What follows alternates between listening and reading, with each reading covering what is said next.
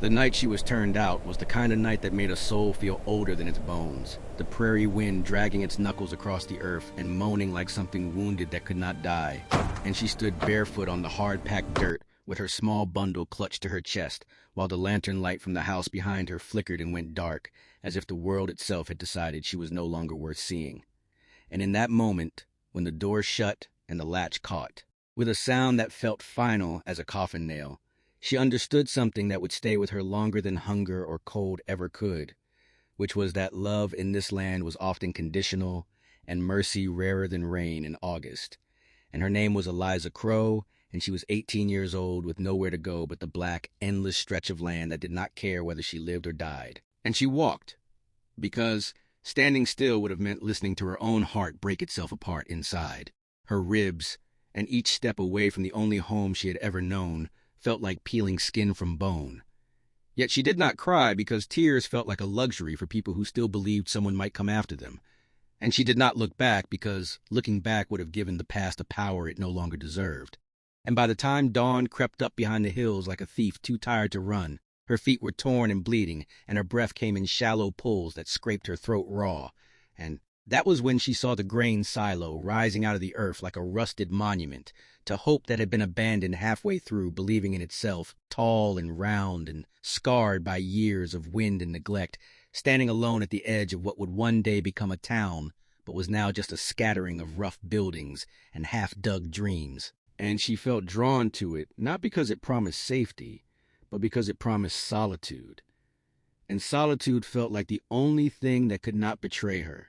She climbed the ladder with hands that shook from exhaustion and fear, each rung biting into her palms.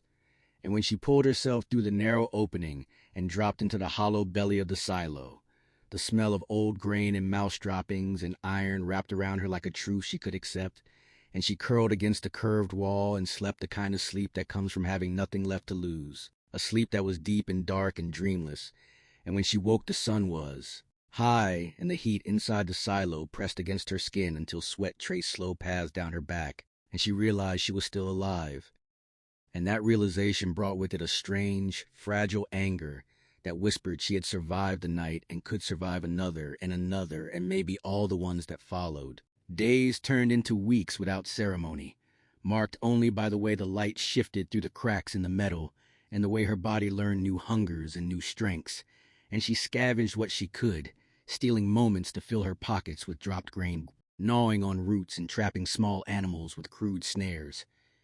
She remembered her father once, showing her before his voice turned hard and distant, and his love grew thin, and every night she returned to the silo as if it were a beating, heart calling her home, and she began to change it in small ways, lining one section with old boards she found behind a collapsed shed, fashioning a door from scrap to keep out the worst of the wind. And as she worked, she spoke to herself, not out of madness, but out of a need to hear a human voice say she mattered. And the silo listened without judgment, its walls holding her words the way the land held secrets. And slowly, without her noticing, the place became more than shelter. It became proof that she could carve a life out of what others had thrown away. The town grew around her like a careless child building with blocks, men coming to stake claims and women following with eyes already tired. And they noticed the silo but not the girl inside it. Or if they did, they pretended not to, because acknowledging her would have meant acknowledging how easily someone could be discarded. And Eliza learned the shape of loneliness the way other people learned the shape of prayer.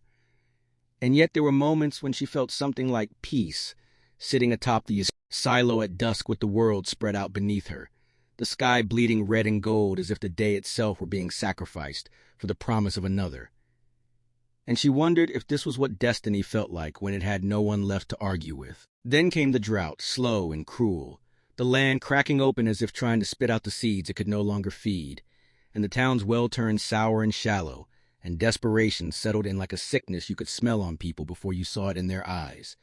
And Eliza watched from her high perch as arguments broke out over water and bread, as kindness shrank and fear grew sharp edges. And she remembered the night she was cast out and felt a bitter understanding twist inside her, because she knew what it was to be abandoned by those who should have protected you, and she knew what it was to survive anyway. The storm came without warning, a wall of black cloud rolling in from the west like a judgment that had finally decided to speak.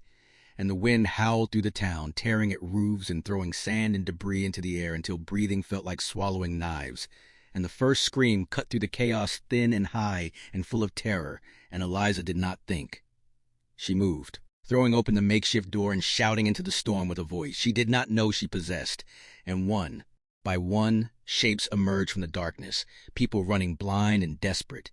And she pulled them into the silo, hands grabbing hands, bodies colliding in fear and relief, until the hollow space was filled with the sound of breathing and crying, and prayers whispered to no one in particular.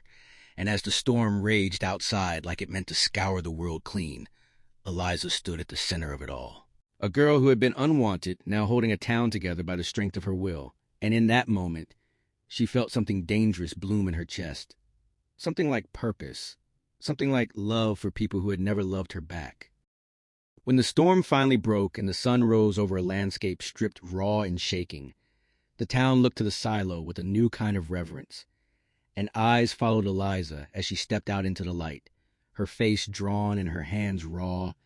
And for the first time since she was 18 and alone in the dark, she was seen, truly seen, and that should have been the end of her struggle. But fate is rarely satisfied with a single act of mercy, and as the people gathered and voices rose in gratitude and awe, Eliza noticed the way some eyes lingered too long, calculating, weighing what she had built and what it could mean to those who believed survival was a thing to be owned. And a cold understanding settled over her like a shadow as she realized that the refuge she had made might soon demand a sacrifice she was not sure she could give. And as the wind shifted and carried with it the sound of distant thunder once more, she felt the silo tremble beneath her feet.